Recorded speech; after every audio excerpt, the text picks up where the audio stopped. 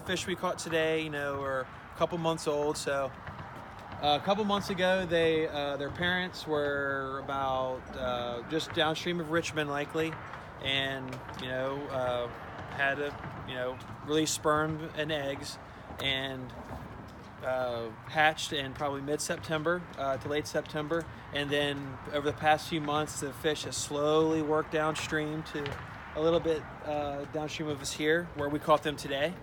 And they'll probably sit there all winter and not grow very much. But then next year, they'll, when the temperature warms up, they'll grow up. They'll get a little bigger and bigger, and they'll stay probably in here all of next year.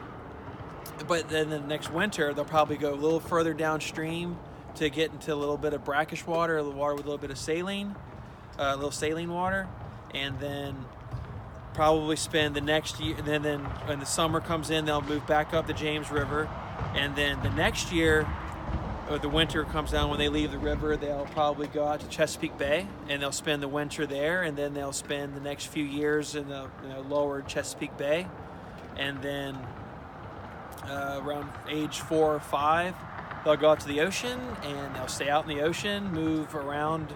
We've had telemetered fish from the James River go as high up as Connecticut and as far south as Georgia, and something will click, and then when they'll become sexually mature, a male around 10 years old, female around 15. We don't know how they'll do it, but they'll find their way back to the James River and do the process again, and that's it. And then it just continues, and they'll leave. The adults will leave, and they'll come back. Males will come back the next year, and the females will come back in a few more years, and they'll just continue to do that till they pass away.